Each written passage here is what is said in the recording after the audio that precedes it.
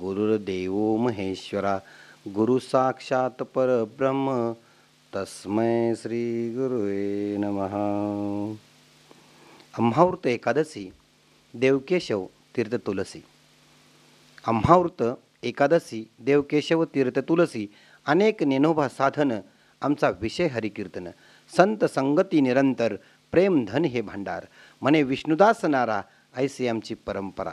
या परंपरेनुसार प्रत्येक एकादशीला मंदिरामध्ये प्रवचनरूपी सेवा व्हावी हा तुमचा सर्वांचा नियम आहे. आता आम्हावृत एकादशी, आम्हाला वृत्त कोणता असेल तर एकादशी, देव कोणता असेल तर तुलसी. आम्हावृत एकादशी देव केशव, देव कोणता असेल तर देव केशव आहे. तीर्थ कोणता असेल तुलसी. आम्हाला देव एक आहे, आपुला तो देव एक करून घ्यावा, तेने विने जेव्हा सुख नहे. आपल्याला एक आणि एकच देव असावा. नाहीतर आपलं कसं असते, आज वार कोणता आहे तर आज वार सोमवार आहे. सोमवार म्हटलं की आपण हर हर महादेव. मंगळवार आला की गणपती बाप्पा मोरया. बुधवार आला की पांडुरंग परमात्मा. परत गुरुवार आला की गुरुदेव दत्त. शुक्रवार आला की अनादि निर्गुण प्रगटली भवानी जोगवा आईचा जोगवा मागेन. शनिवार आला की परत शनिवार की बजरंग बली की जय. शरण क्षरण हनुमंता काय भक्तीच्या त्या वाटा मज दावाव्या सुबटा असं म्हटलं जातं. म्हणजे आपला एक देव पाहिजे, आपुला तो एक देव करून घ्यावा, तेने विने जेव्हा सुख नाही. म्हणून आपल्याला देव कुठला असेल तर देवकेशव. तीर्थ कोणतं तुलसी. आम्हावृत एकादशी देवकेशव तीर्थ तुलसी. अनेक नेनोबा साधनं, दुसरा कोणतंही साधन करायचे नाही. आपला विषय हरिकीर्तन. विषय काय असावा हरिकीर्तन. संत संगती निरंतर. कुणाची संगत तर संतांची संगत. संतांची संगतच का तर संतांच्या संगती मनोमार्ग गती आकळावा श्रीपती येणे पंते. किंवा संत दर्शनी हा लाभ पद्मनाभ जोडी येल्या. संतांची संगत महत्त्वाची आहे. मानवी जीवनामध्ये संगत आणि पंगत अतिशय महत्त्वाची आहे. आपण कोणाच्या संगतीत राहतो आणि कोणाच्या पंक्तीत वाढतो याच्यावर आपली विद्वत्ता ठरते. बघा, संगत माणसाची विद्वत्ता कशी ठरते एक दृष्टांत देतो, लक्षात येईल महाराज. पाण्याची संज्ञा काय महाराज तर पाण्याची संज्ञा आहे H2O. 2 हायड्रोजन आणि 1 ऑक्सिजन मिळून पाणी तयार होतं. आता ही पाण्याची संज्ञा H2O आहे, पाणी आहे. हेच पाणी जर तप्त तव्यावरती पडलं तर त्याची वाफ होते महाराज. तेच पाणी जर तिथं तिखटाची वाटी असेल त्यामध्ये पडलं आणि पण चाखून बघितलं तर तिखट लागतं. तिथं खारटची वाटी असेल त्या वाटीमध्ये पडलं, चाखून खाल्लं तर खारट लागतं. त्याच्यात साखरची वाटी असेल त्यात पडलं तर ते गोड लागतं. आता आंबटमध्ये पडलं तर आंबट लागतं, कडूमध्ये पडलं तर कडू लागतं. आता तुम्ही मला सांगा, पाण्याची संज्ञा H2O आहे, मग मगापासून बघितलं तर पाणी बदललं का? तव्यावरती पडताना पाणीच होतं, तिखटात पडतानाही पाणीच होतं, गोडमध्ये पडतानाही पाणीच होतं. पाणी बदललं का? पाणी नाही बदललं. मग का पाण्याची चव कशी बदलली तर पाण्याला लागलेल्या संगतीमुळं पाण्याची चव बदलली. म्हणजे संगती पंगती देवा सवे घडे नित्या अनित्य जोडे पांडुरंग. म्हणून जीवनामध्ये संगत आणि पंगत महत्त्वाचे आहे. मग संत संगती निरंतर. निरंतर म्हणजे सतत आणि सतत. कोणाची संगत असेल तर संतांची संगत असावी. प्रेम धन हे भांडार आणि प्रेमाचं भांडार असावं म्हणे विष्णुदास नारा ऐसी आमची परंपरा. आणि या परंपरेनुसार प्रत्येक एकादशीला आपल्या मंदिरामध्ये प्रवचनरूपी सेवा व्हावी हा तुमचा नियम. आणि मानवी जीवनामध्ये नियमाला खूप मोठं महत्त्व आहे. कारण काही नित्यनेमाशिवाय अन्न खाल्लं तर ते पशुसारखं आहे. काही नित्यनेमाविन अन्न खाये तो स्वान वाया मनुष्यपण त्याचे भार वाहे तो वृषभ. म्हणजे काही नित्यनेमाशिवाय अन्न खाल्लं तर ते स्वान म्हणजे कुत्र्यासारखं आहे म्हणून सांगितलं. आणि फक्त बहार वाहे तो वृषभ, त्याचं मनुष्य पण फुकट आहे. कारण नुसतं ओझं बैलासारखं व्हायचं आहे आणि मनुष्य म्हणून तो जन्माला आहे तो फुकट आहे असं तुकोबार आहे म्हणतात महाराज. आणि अशा संतांना जर आपण सर्वभावे शरण गेलो तर आपल्याला उत्तम ज्ञानाची प्राप्ती, त्या बरव्या ज्ञानाची प्राप्ती होते. म्हणून आजची ओवी आहे, ते ज्ञान पैगा बरवे परी मनी अधि आणावे तरी संताई भजावे सर्वस्वेशी. आता या ओवीमध्ये माऊलींनी सांगतात ते ज्ञान पैगा बरवे. ते ज्ञान म्हणजे कोणतं ज्ञान? ते बरवं ज्ञान, उत्तम ज्ञान, चांगलं ज्ञान म्हणजे कोणतं ज्ञान तर ते स्वस्वरूपाचं ज्ञान, आत्मरूपाचं ज्ञान, आत्मस्वरूपाचं ज्ञान. एकदा का आपल्याला आत्मज्ञान कळलं, आत्मरूप कळलं, स्वस्वरूप कळलं, अंब्रह्मस्मी कळलं, खलविदम ब्रह्म कळलं की मग जे जे भेटे भूत ते ते माने भगवंत. हा भक्तियोग जाण निश्चित माझा. कधी होईल महाराज तर आपल्याला हे बरवं ज्ञान प्राप्त झालं, आपल्याला स्वस्वरूपाचं ज्ञान झालं, आत्मरूपाचं ज्ञान झालं तर होईल महाराज. मग हे आपल्याला बरवं ज्ञान, उत्तम ज्ञान, चांगलं ज्ञान कधी होतं महाराज, कधी मिळेल महाराज? तर संतांच्या संगतीत गेल्यावर मिळेल. मग हे बरवं ज्ञान, उत्तम ज्ञान म्हणजे कोणतं ज्ञान? तर आत्मस्वरूपाचं ज्ञान. मग हे आपल्याला कधी होतं? तर मुळात आपल्या मनाचे 3 दोष आहेत महाराज. मल, विक्षेप आणि आवरण नावाचे 3 दोष आहेत. आता मलदोष म्हणजे मनामध्ये पाप वासना असणं, विक्षेप म्हणजे मनाचा चंचलपणा आणि आवरण म्हणजे स्वस्वरूपाचं अज्ञान. आता यातली जी 2 आहेत, मल आणि विक्षेप, आता हा मल आणि विक्षेप आपला आपणच घालवायचे आहेत. कारण आपली आपण करा सोडवणूक, संसार बंधन तोडावया. आपली आपणच त्याची सोडवणूक करायची आहे. कारण संसार बंधन तोडायचं असेल आपल्याला आपण आपली आपण करा सोडवणूक, संसार बंधन तोडावया. त्यातले म्हणजे पहिले जे 2 आहेत ना, मग मल आणि विक्षेप हे आपण स्वतःच घालवायचे आहेत. आता मलदोष घालवायचा असेल तर आपल्याला या जन्मी असेल किंवा पूर्वजन्मी असेल, निष्काम कर्म केलं तर आपल्याला आता मलदोष जातो आणि निष्काम उपासना केली की विक्षेप दोष जातो. आता मल गेला, विक्षेप गेला की आपल्याला आपोआपच आपलं आवरण जाण्यासाठी सद्गुरू भेटतात आणि सद्गुरूंचा वरदहस्त झाला की आपल्याला आपल्यातला आवरण दोष जातो, म्हणजेच आपल्याला स्वस्वरूपाचं ज्ञान होतं. आता जसं एखाद्या पेरूच्या झाडाला असंख्य पानं असतात, असंख्य पेरू लागलेले असतात, पण त्या झाडावरती पोपट येऊन बसला तर तो कोणत्या पेरावाला टोचला होतो? तर परिपक्व झालेल्या, पिकलेल्या. तद्वत न्यायाप्रमाणे या झाडावरती जर सद्गुरूंचा पोपट येऊन बसायचा असेल तर आपल्याला परिपक्व व्हावं लागेल. म्हणजे आपल्यातले मनाचे मल आणि विक्षेप हे 2 दोष घालवले की याच्यावरती सद्गुरू येऊन बसतील आणि सद्गुरूंचा वरदहस्त होईल आणि आपल्याला स्वस्वरूपाचं ज्ञान होईल, आत्मरूपाचं ज्ञान होईल. आता मगापासून मी सद्गुरू म्हणतो. मी सद्गुरू तरी कोणाला म्हणायचं? सद्गुरू त्यांना म्हणायचे जे श्रोत्रिय आहेत, जे ब्रह्मनिष्ठ आहेत आणि जे कृपाळू आहेत. ह्या 3 गुणांनी युक्त जे आहेत त्यांना सद्गुरू म्हणायचं. आता श्रोत्रिय म्हणजे शास्त्राचा पूर्ण अभ्यास असलेले, ब्रह्मनिष्ठ म्हणजे ब्रह्माचा पूर्ण अनुभव असलेले आणि कृपाळू म्हणजे दयाळू. आता दया कशाला म्हणायचं? तर परका अथवा बंधू, मित्र अथवा शत्रू संकटात पडला असता त्याला वाचवायसाठी मनामध्ये चाललेली तगमग, तळमळ, त्याचं नाव दया आहे.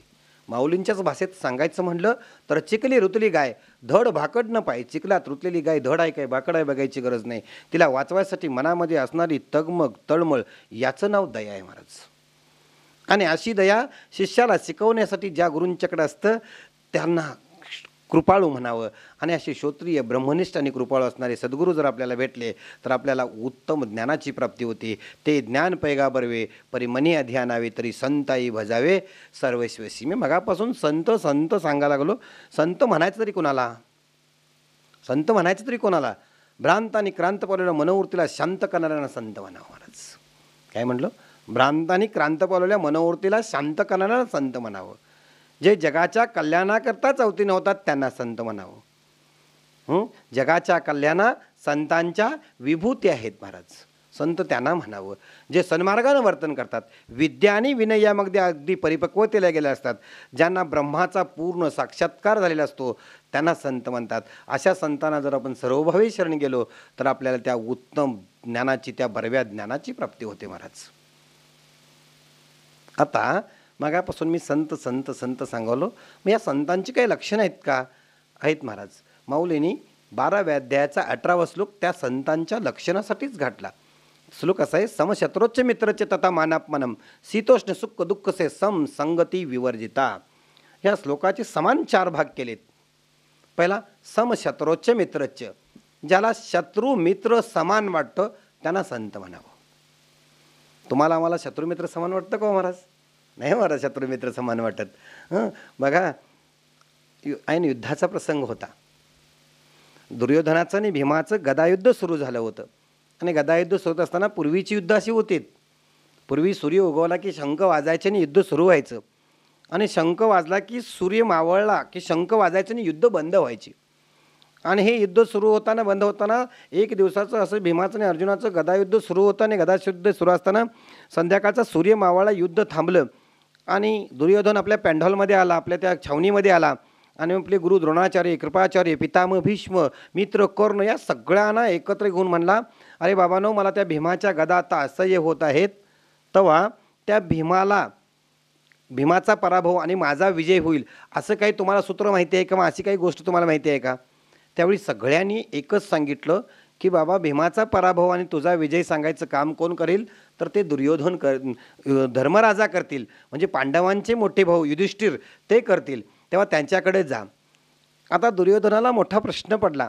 ज्या पांडवांना मी सुईच्या टोकावरती बसताना एवढी सुद्धा भूमी देणार नाही म्हणलो, त्यासाठी हे युद्ध चाललं आणि या युद्धामध्ये आपल्या बारक्या भावाचा पराभव मोठा भाऊ कसे असं म्हणून तो थोडंसं आश्चर्य झाला.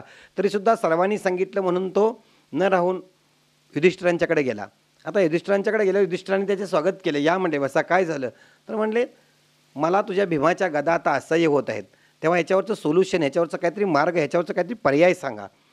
त्यावेळी युधिष्ठिर म्हणले, तुझं आहे तुझपासी परी तू जागा चुकलासी, तुझं तुझ्याजवळचं आहे. म्हणले, तू एक काम कर, तुझ्या आईकडे जा, म्हणजे गांधारींच्याकडे जा, आणि गांधारींच्या डोळ्यावरची जर पट्टी काढली आणि ती दृष्टी जर तुझ्या शरीरावर पडली, तुझं संपूर्ण शरीर वज्राचं होईल. मग माझ्या भीमानं मारलेली गदा तुला कुठंही लागणार नाही. आता ऐन युद्धाच्या वेळा आपल्या भावाचा पराभव सांगणारा जो आहे ना, तो समशत्रोच्च मित्रच आहे. पुढं कथा खूप मोठी आहे.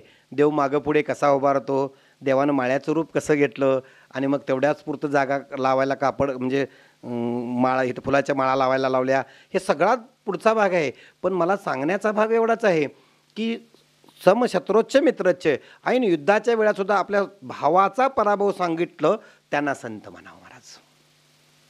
आता दुसरं, तथा मानापमानम, मान आणि अपमान एक वाटावं, त्यांना संत म्हणावं महाराज. बघा, नाथबाबांना आपण शांतीचे सागर म्हणतो. नाथबाबा एकदा गंगा स्नान करून येत होते आणि एक युवक अंगावरती थुंकला. नाथबाबांनी त्याच्याकडे बघितलं सुद्धा नाही. नाथबाबा सरळ गेले, परत गंगास्नान केले, परत आले, परत तो युवक अंगावरती थुंकला, परत तीच क्रिया अशी बऱ्याच वेळा, म्हणजे 108 वेळा ही क्रिया झाली. ज्यावेळी 108 वेळा ही क्रिया झाली, त्यावेळी तो युवक त्या नाथांच्या पायावरती नतमस्तक झाला. नाथ म्हणले, अरे बाबा, तू कशाला मला नतमस्तक होतोस किंवा मला शरण येतोस? मीच तुझ्या पाया पडतो, कारण तुझ्यामुळं मला आज 108 वेळा गंगास्नानाचं पुण्य मिळालं. मग आपल्याकडं सहज नुसतं कोणी बघितलं किंवा सहज जरी कोण थुंकलं तर आपल्याला केवढा मान आणि अपमान वाटतो.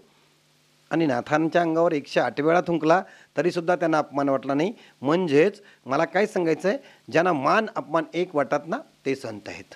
याच्या पुढचं, समशत्रोच्च मित्र तथा मानम शीतोष्ण सुख दुःखसे, शीत आणि उष्ण एक वाटावे. समावले म्हणतात, शीत ओढावे, उष्ण पांघरावे, दृष्टी जे असू द्यावे घरांतो, आणि सुख आणि दुःख एक वाटावं. आपल्याला कधी दुःख वाटतं का? हो, आपल्याला काय वाटतं? आपल्याला सुख व्हावं असं वाटतं. प्रत्येक गोष्टीत आपल्याला काय असतं? सुख पाहिजे असतं आणि सुख मिळावं असं वाटत असतं. दुःख कोणालाही नको असतं. युद्धाचा प्रसंग संपला, देव निघालेत आणि देव जाताना सगळ्यांना म्हणलेत, मी आता चाललोय, काय मागायचं असेल तर मागा. मग पहिल्यांदा म्हणलेत, कुंती मातेला विचारलं, आत्याबाई तू माग, काय मागायचं? आत्याबाईने सांगितलं, कुंती मातेने सांगितलं, द्यायचंच असेल तुला तर तू जगाचा दाता आहेस, दातृत्व आहेस, तुझ्याकडं खूप काही देण्यासारखं आहे, पण द्यायचंच असेल तर थोडंसं दुःख दे. त्याला वाटलं, आत्याबाई असलं काही विचित्र मागणं. त्यावेळी कुंती मातेने सांगितलं, ज्या ज्यावेळी काहीतरी दुःख देशील त्या त्यावेळी निवारायसाठी तू मागे पुढे उभा राहतोस. मागे पुढे उभा राहे सांभाळीत, आली आगाध निवाराया, किंवा निर्वाणे गोविंद असे मागे पुढे काहीच साकडे पडवणे दे. ज्या ज्यावेळी म्हणून तू काहीतरी संकट देतोस त्या त्यावेळी ते संकट निवारायसाठी तू आमच्या मागे पुढे उभा राहतोस, म्हणजे तुझं दर्शन होतं म्हणून दुःख मागितलं. म्हणजे ते दुःख मागण्यातही सुखच होतं महाराज. एकमेव कुंती माता होत्या ज्यांनी दुःख मागितलं. असं सुख आणि दुःख ज्यांना एक वाटतं ना, ते संत आहेत. अशा संतांना जर आपण सर्वभावी शरणी गेलो तर आपल्याला उत्तम ज्ञानाची प्राप्ती होते. ते ज्ञान पैगा बरवे परी मनिया ध्यानावे, तरी संताई भजावे सर्वस्वेशी. या श्लोकाच्या खाली माऊलीने ओव्या खूप सुंदर घातल्या. पहिली ओवी माऊलीने घातली, पार्था जयाची ठाई, वैष्मन्याची वार्ता नाही, रिपुमित्र दोन्ही सरिसा पडो. अतिशय सुंदर ओवी घातली महाराज. पार्था म्हणजे अर्जुना, ज्यांच्याकडं विषमतेची वार्ताच होत नाही, सगळंच समान दिसतं, असे जे आहेत ना ते संत आहेत. आणि अशा संतांना सर्व भावे गेलं, शरण गेलं तर आपल्याला उत्तम ज्ञानाची प्राप्ती होते म्हणलं. दुसरं सांगितलं, नातरी इष्यदंडू पाळीतिया गोडू गाळीतिया कडू नोहे जीवा.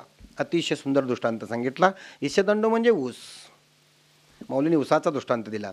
नातरी ईशदंडू, ईशदंडू म्हणजे ऊस. ऊस हा लागवड करणाऱ्याला, मोठा करणाऱ्या, परिपक्व करणाऱ्याला, म्हणजे लागण करणाऱ्याला आणि मोठा करणाऱ्यालाच गोड लागतो. आणि जी तोडणारे लोक आहेत, ऊस तोडे आहेत, टोळीवाले आहेत, ते जर तोडत असले तर त्यांना ऊस कडू लागत नाही. ऊस दोघांनाही म्हणजे लावणाऱ्यालाही गोड लागतो आणि तोडणाऱ्यालाही गोड लागतो. तद्वत न्यायाप्रमाणे सगळ्यांना गोड लागणारा जो आहे तो संत आहे. आणि अशा संतांना आपण जर सर्वभावी शरणी गेलो तर आपल्याला त्या उत्तम ज्ञानाची प्राप्ती होती, त्या बारव्या ज्ञानाची प्राप्ती होती.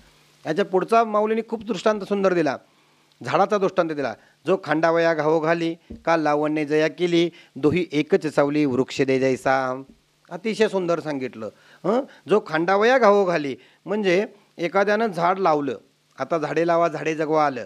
आलं ना, आता अलीकडच्या काळामध्ये आलं बघा, झाडे लावा झाडे जगवा, कारण ऑक्सिजनची गरज आहे, ओझोनचा थर कमी व्हायला लागला, झाडांची गरज आता भासू लागली.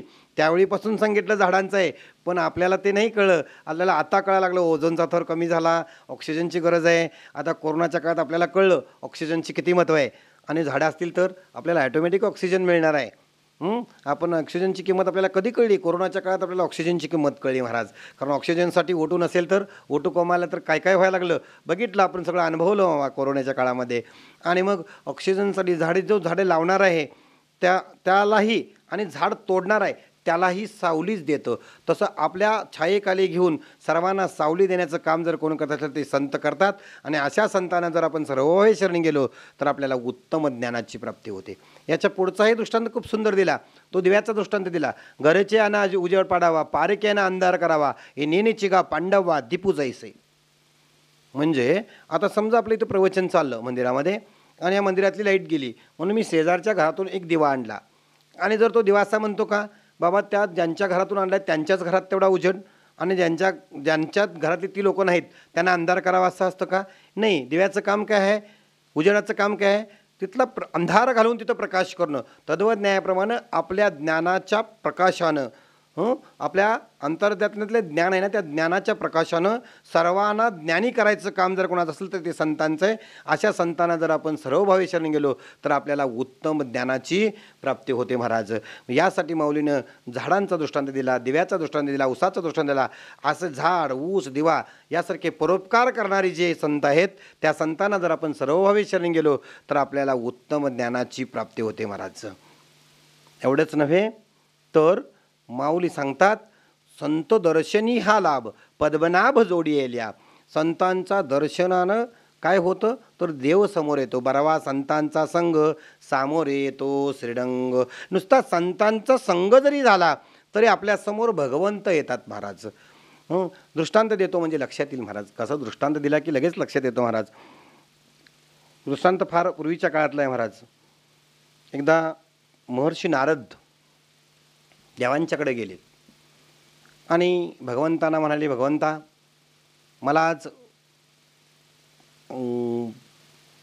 मला आज संत दर्शनाचा लाभ पाहिजे आहे. काय आहे तो कळायला पाहिजे.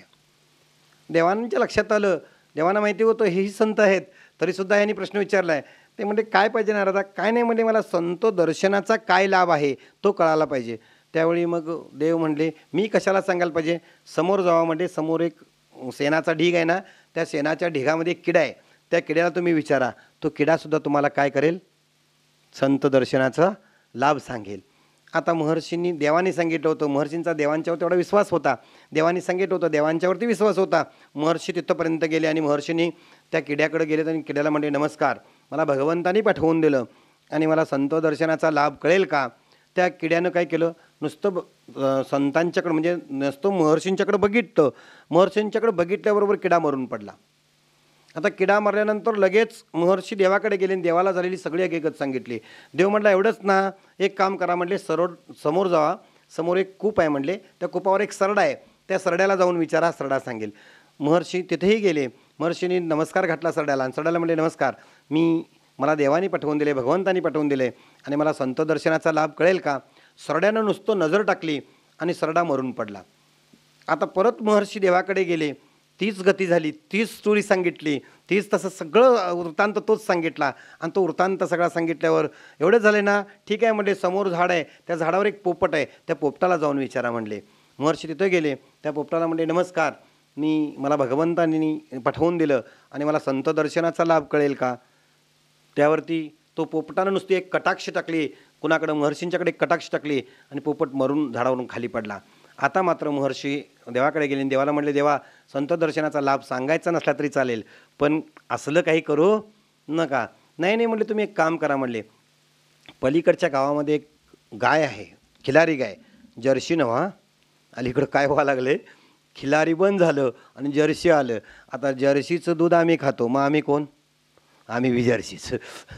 नाही, जर्सी काय असतं, खिलारी त्याला म्हणतात जे आपल्याच वासराला पाजतो त्याला खिलारी म्हणतात. जर्सी कुणाचं बी वासरू कुणाला बी द्या दूध देते, वासरू नसलं तरी बी दूध देते, त्याला जर्सी म्हणायचं. आणि त्या जर्सीचं आम्ही दूध खातो, आम्ही कोण? जर्सीच. असं दे, चला जर्सी. मला सांगायचं नाही, मला सांगण्याचा अर्थ एवढा आहे, ती खिलारी गाय आहे आणि त्या खिलारी गायला एक गोंडस वासरू झाले म्हणलेत आणि त्या वासराकडे तुम्ही जावा, ते वासरू तुम्हाला सांगेल. आता महर्षींना 3 अनुभव आले होते. आता महर्षी त्या गोठ्यात गेले. गोठ्यात गेल्यानंतर महर्षींचं इकडे तिकडे लक्ष गेलं, ते पाडं बघितलं. पाडं इतकं अंजारण्या गोंजारण्यासारखं होतं, शुभ्र एकदम पांढरं शुभ्र असल्यामुळं त्या पाड्याकडे बघत बसावं असं वाटत होतं. इतकं सुंदर ते वासरू होतं. आता या वासराला जर विचारानं वासरू मेलं तर काय करायचं, या उद्देशानं महर्षी विचारायचं का नाही, विचारायचं नाही करीत. पण देवावरती विश्वास होता महर्षींचा. महर्षींनी सांगितलं, देवाने सांगितले ना. महर्षी गेले, नमस्कार म्हणले, मला भगवंतानी पाठवून दिलं आणि मला संत दर्शनाचा लाभ कळेल का? एवढं म्हणल्याबरोबर त्या वासरानं नुसती कटाक्ष टाकली आणि 4ही पाय वर करून वासरू मरण पावलं. आता महर्षी लगेच देवाकडे गेले आणि भगवंताला म्हणले, भगवंता नको आहे मला संत दर्शनाचा लाभ नाही कळला तरी चालेल. नाही नाही म्हणले, पाहिजेच ना, तुम्हाला उत्तर पाहिजे ना. एक काम करा म्हणले, पलीकडच्या राज्यात तो राजा आहे ना, त्या राजाला बरीच वर्षे पुत्र नव्हते, 12-13 वर्षे झाली त्याला मुलगा नव्हता.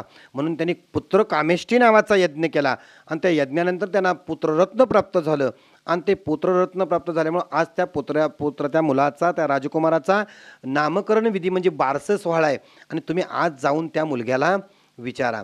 आता महर्षींना प्रश्न पडला, झालेले 4 प्रसंग आठवले, ज्यांना मी भेटलो त्यांचा मृत्यू झाला. आता जर मी त्या राजाकडे गेलो तर त्या राजाला मुलगा किती वर्षांचा झाला महाराज? 12-13 वर्षानंतर झाला आहे. तोही कसा आहे, पुत्र कामेष्टी नावाचा यज्ञ केला आहे. अहो, यज्ञ करायचा असेल महाराज तर हत्तीच्या सोंडासारखी तुपाची धार धरावी लागते. आपल्याकडं तूप आता बघायला नाही. पोळीला जरी लावायचं झालं तर असं बोटान तूप लावतात. तुपच नाही, कारण दूध ढिरीत गेल्यामुळे तूप नाही. नाहीतर तूप होतं, पण दूध गेलं ढिरीत, त्यामुळे तुपाचा प्रश्न नाही. 4 म्हशी असणारी पण ते दुसरीकडे शेजारीला जाते वाटी झाकून आणि म्हणते, मला जरा दूध द्या, आमच्यात पाहुणं आल्यात. ती त्याच्या पलीकडची पलिस असते, त्याने बी दूध घातलं असतं. ती म्हणते, तुझं काय बाई मांजरान खालं, माझं नासलं. म्हणजे दोघींच्याकडे बी दूध नाही. मला सांगण्याचा उद्देश काय, दूधच नाही तर तुपाचा प्रश्नच येत नाही महाराज. सांगण्याचा एवढाच भाव आहे. आणि मग ते सांगत असताना मग ते म्हणले, जावा, तरी पण जायला सांगितलं. आता मात्र महाराज देवांच्यावरचा एवढा प्रगढ विश्वास होता नारदांचा की नारद महर्षी त्या राजवाड्यात गेले. आता राजवाड्यात गेल्याबरोबर नारद महर्षींना बघितल्याबरोबर अतिथी देवो भव या उक्तीप्रमाणे, आता तुम्ही मगाशी मला आल्यावर कसं चहा पाणी वगैरे सगळं विचारलं, तसं अतिथी देवो या उक्तीप्रमाणे त्यांनी काय केलं, बोलवलं आणि अतिशोत स्वागत केलं. आणि 3-4 शिपायांना सांगितलं, अरे बाबांनो, हे महर्षी आहेत, देवादी देवर्ष आहेत, तिन्ही लोका त्यांचा नारदांचा नारायण नारायण विना चालतो असे असणारे नारद महर्षी आहेत. यांना काहीही कमी पडू देऊ नका, यांना कुठलीही गोष्ट कमी पडता कामा नये. आज माझ्या बाळाच्या बारशा दिवशी ते आल्यात, माझं महत्भाग्य आहे म्हणलेत, यांना काही कमी पडता कामा नये. आणि मग त्या शिपाई त्यांच्याबरोबर राहिले. महर्षी बसले की ते शिपाई बसायचे, महर्षी उठले की ते शिपाई उठायचे. आता महर्षींना प्रश्न पडला, पाळणा, आता तुमचं आमच्या घरातलं बारसं असलं तर आपण केवढा पाळणा सजवतो, आणि हा तर राजाच्या राजकुमाराचा पाळणा सजलेला होता. आणखीन काय, तेही 12-13 वर्षानंतर मूल झालं होतं, तेही पुत्र कामेष्टी नावाचा यज्ञ करून पुत्र झालेला होता. आता इतकं सगळं असताना तो पाळणा सजलेला होता. महर्षी तिथं हळूवर गेले, शिपाई संघ होतेच. महर्षी तिथं गेलेत आणि महर्षी तिथं गेल्यावर बघितलं, तो पाळणा विणा सजलेला बघितला. विचारायचं धाडस विना, बाळ त्या आत असं गोंडस असं बाळ होतं. तरी पण महर्षीने असं टोक टोक नुसतं असं केलं आणि त्या बाळाला म्हणले, नमस्कार. हळू आवाजात बोलावले, का जर काही झालं तरी कळू नये म्हणून हळू आवाजात बोलले. नमस्कार म्हणले, मला भगवंतानी पाठवून दिलं आणि मला संत दर्शनाचा लाभ कळेल का? तेवढ्यात ते बाळ हसलं आणि म्हणलं, ज्याने तुम्हाला पाठवलंय ना त्यांना समोर घेऊन या, मग सांगतो. आता बाळाला काय झालं नव्हतं, महर्षींना तो आनंद होता. उत्तर नाही मिळू देत, पण काय बाळाला झालं नाही यासाठी महर्षी आनंदात होते. आणि महर्षी लगेच तडक देवाकडे गेले आणि भगवंताला म्हणले, भगवंता तुम्हाला बोलवलंय. देवही आलेत, देव आल्याबरोबर देव आलेत आणि मग ते बाळ म्हणलं, महर्षी अजूनही तुम्हाला संत दर्शनाचा लाभ कळला नाही का? मी ज्यावेळी किड्यासारख्या एवढ्याशा लहानशा युनीत होतो, म्हणजे नीच युनीला जन्माला होतो, त्यावेळी तुमचं दर्शन झालं आणि मी तिथून दुसऱ्या युनीमध्ये म्हणजे सरड्यासारख्या मोठ्या युनीत गेलो, तिथंही तुमचं मला दर्शन झालं. तिथूनही मला त्यातूनही मुक्ती मिळाली आणि मी पोपटासारख्या चांगल्या युनीमध्ये जन्माला गेलो, तिथंही तुमचं दर्शन झालं आणि तिथंही मला मुक्ती मिळाली आणि मला गाईचं वासरू होता आलं, तिथंही तुमचं मला दर्शन झालं आणि आता एका राजाचा राजकुमार म्हणून मी इथं भाग घेतो. एवढंच नव्हे तर इथंही तुमचं मला दर्शन झाल्यामुळं काय झालं तर मला भगवंताचं दर्शन झालं. म्हणजे बरवा संतांचा संग सामोरे येतो श्रीरंग. म्हणजे भगवंताच्या संगत, नुसती जर संतांची संगत झाली तर देव समोर येतो. अशा संतांना जर आपण सर्वभावे शरण गेलो तर आपल्याला उत्तम ज्ञानाची प्राप्ती होते. ज्ञान पैगाबरवे परी मनी ध्यानावे तरी संता ये भजावे सर्वस्वेशी. अशा संतांना जर आपण सर्वभावे शरण गेलो तर आपल्याला उत्तम ज्ञानाची प्राप्ती होते. आता संतांच्या मनामध्ये कोणत्याही प्रकारची आस आकांक्षा नसते. संतांनाच ज्ञानी भक्त म्हणत. बघा, संतांच्या चित्तामध्ये कुठल्याही प्रकारची आस नसते, म्हणून देव संतांच्या घरात कामं करतात. सगळ्यांच्या घरी देवानं कामं केली.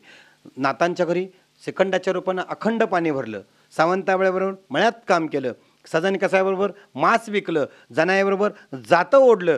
सगळ्यांच्या घरी, सगळ्या संतांच्या घरी भगवंतानं काम केलं. का तर संतांच्या चित्तामध्ये कुठल्याही प्रकारची आस नव्हती.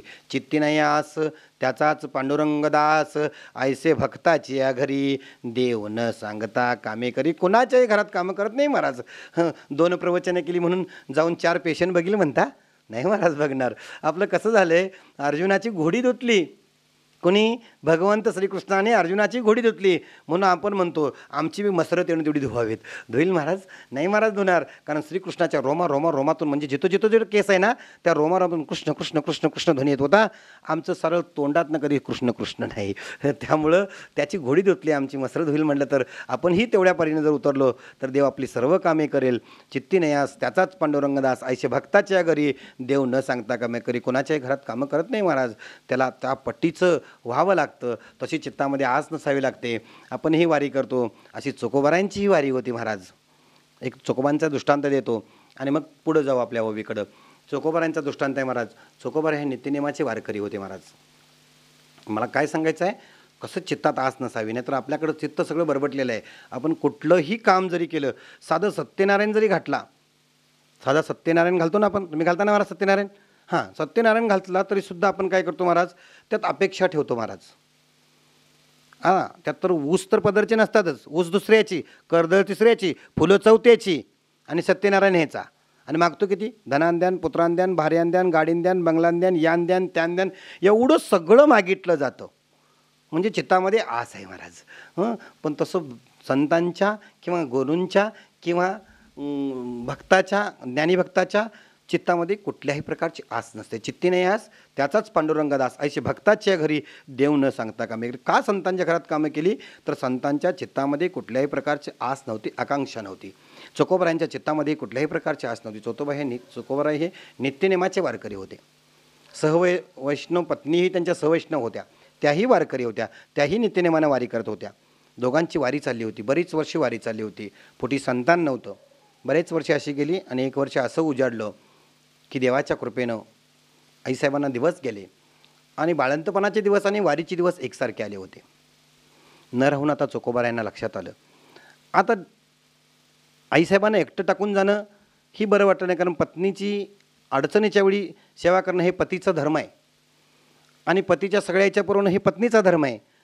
जसं आईवडिलांची सेवा करणं हे मुलाचं कर्तव्य आहे, मुलाला लहान असताना मोठं करणं हे आईवडिलांचं कर्तव्य आहे. तीच विष्णूंची महापूजा आहे. कारण तुकोबारा स्वामी काच गुरुभक्ती पितृवचन सेवापती हीच विष्णूची महापूजा, अनुभव नाही दूजा. या युक्तीप्रमाणे त्यांना त्या पत्नीची आपल्या काळजी लागून राहिली होती आणि काळजी लागल्यानंतर त्याही तितक्याच सवैष्णव होत्या. त्यांच्या लक्षात आलं की आपल्या पतिदेवांना आपली काळजी लागली आणि त्यांनी आपल्या पतिदेवांना जवळ बोलवलं आणि सांगितलं, नाथ तुम्ही एक काम करा, तुम्ही वारीला कुशाल जा, माझी काळजी करू नका, फक्त जाताना एक काम करा, तुमची मोठी बहीण म्हणजे आकाशसाहेब आहे ना, आकाशसाहेबाला तेवढं धाडा. आकाशसाहेबाला धाडलं ना की मी काय करीन, मी आणि आकाशसाहेब आम्ही दोघी ते माझ्या बाळंतपणाचं काय असेल ते बघून घेऊ, तेव्हा तुम्ही काय करा, निवांत वारीला जा. आता डोक्यावरचं थोडं ओझं कुठं आलं होतं महाराज? खांद्यावरती आलं होतं. बरं वाटायला लागलं होतं चोखोबाऱ्यांना. इतक्यात टाळमृदंगाचा आवाज सुरू झाला. जय जय विठोबा रखमाईचा गजर सुरू झाला. रामकृष्ण हरीचा गजर सुरू झाला. आता दिंडीमध्ये चोखोबाराय सामील झाले. दिंडी मजल दरमजल करत पंढरपुरामध्ये गेले. चोखोबाराय दिंडीमध्ये विदेही अवस्थेने सामील झाले होते आणि दिंडी मजल दरमजल करत पंढरपुरामध्ये गेली. विदित हरिकथाप्रमाणे चंद्रभागे स्नान तुका माझे हेची दान, पंढरीचा वार करी वारी चुकवू नये द्यारी. या नियमाप्रमाणे चंद्रभागेचे स्नान झालं, पुंडलिक दर्शन झालं, गुरुदर्शन झालं, देवदर्शन झालं आणि स्वारी परतली. आता स्टँडवरनं म्हणजे स्टेशनवरनं स्टँडवर आले, स्टँडवरनं गल्लीत आली, गल्लीतून दारात आली. दारात बघितलं तर आंब्याच्या पानाचं तोरण बांधलेलं होतं आणि तेही वाळलेलं होतं. आता कधी बांधतात? कधी बांधतात? 5वीला बांधतात महाराज. म्हणजे ज्या दिवशी बाळ जन्माला येऊन 5 दिवस होतात ना, त्या दिवशी आंब्याच्या पानाचं तोरण बांधतात महाराज आणि तेही वाळलेलं होतं. आत्ता मात्र चोखोबाराय देहावरती आले, कारण आत्तापर्यंत विदेही अवस्थेमध्ये होते. देह विसरून देहभानानं पंढरीच्या वारीमध्ये सामील झाले होते आणि आत्ता देहावरती आले आणि लक्षात आलं, अरे आपण जो निरोप द्यायचा होता, जो सांगावा द्यायचा होता, तो अक्कापर्यंत पोचवलाच नाही. इकडं तरी आंब्याच्या पानाचं तोरण बांधले, तेही वाळले. म्हणजे जो काय कार्यक्रम व्हायचा आहे तो लवकरच होऊन गेलेला आहे. म्हणून आता हळूच आतमध्ये पाय टाकला. आता पाय हळूच आत टाकल्याबरोबर आतनं आईसाहेबांचा इशारा सुरू झाला. वारी छान झाली का? देवदर्शन चांगलं झालं का? सगळं इतंभूत प्रश्नांचा मारा सुरू झाला. फक्त चोखोबाराय हक्काबक्का झाली. चोखोबारायाने एकच खून केली. कधी असं नुसतं खुणवलं चोखोबारायाने.